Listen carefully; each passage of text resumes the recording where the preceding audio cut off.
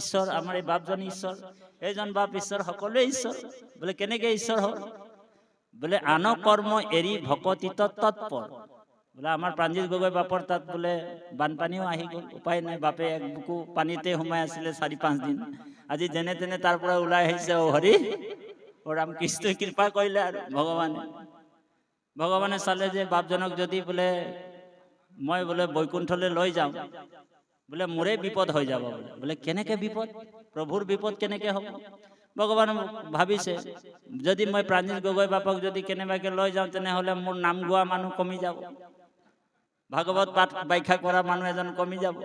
গতিকে এইজনক নোলোৱাই ভাল বুলি ভাবে বাপক কেইদিনমানৰ কাৰণে ৰাখি থৈছে। তাঁতী বাপকো ৰাখি থৈছে, আপোনালোককো ৰাখি থৈছে। তিয়ক অঞ্চলত, এই অঞ্চলবিলাকত য'তে ত'তে বানপানী আহিছে, দুৰ্যোগ নামিছে। তো আমি সমস্তজনে ভগৱন্তৰে অংশ জীৱ, আৰু সেইজন পৰমাত্মা ভগৱন্তকে আমি সেৱা কৰিছোঁ, প্ৰাৰ্থনা কৰিব লাগিব সদায়। তেওঁৰ ওচৰতে আমি, ভগৱন্ত কৈছে, নিজেই কৈছে গীতাত, মই সৰ্বম ইদম প্ৰোক্তম মণিগণা ইব। মই সকলো জীৱকে, যেনেকৈ মণি, মালাডালত মণিবিলাক থাকে নহয়, সেই মণিবিলাক, মালাটোৰ ৰছী এডাল থাকে ভিতৰত, সেই ৰছীটো অদৃশ্য হৈ থাকে, দেখা নাপায়, হয়নে বাৰু? সেই ৰছীডাল মই হয়।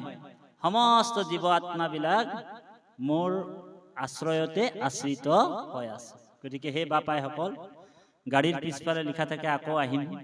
আমাৰ যিহেতু গগৈ প্ৰভুৱে বানপানী খেৰি কৰি আহিছে, অগস্তি মুনিৰ নিচিনা আহিছে, বাপ বহি আছে। বাপে অকণমান আপোনালোকক অমৃত পান কৰাব। আমি খন্তেক জিৰাইছোঁ, যদি সময় হয় পিছত আৰু বহিম বাৰু। আমি ইয়াতে বৰ সুন্দৰ কথাবিলাক আছিল। মই অকণমান পাঠৰ লগতেও অকণমান বেলেগ উপমাও আনিবলৈ চেষ্টা কৰিলোঁ, অকণমান আনন্দৰ কাৰণে।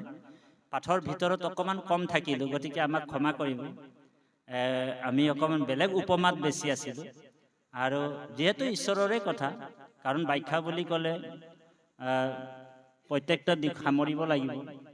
আৰু বাপে যেতিয়া আহিছে, আপোনালোক আজি এই পৰম ঈশ্বৰ ভগৱন্ত অমৃতময় কথাবিলাক আমি প্ৰায় 2-3 মান বজালৈকে থাকিম। আৰু কৃষ্ণ আমাৰ বাপজনক পাত ভাগি আগবঢ়াই নিবলৈ সেৱা জনালোঁ।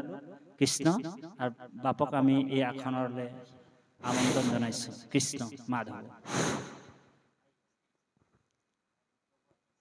হে ৰাম ৰাম ৰাম, চৰণ ছত্ৰৰ ছায়া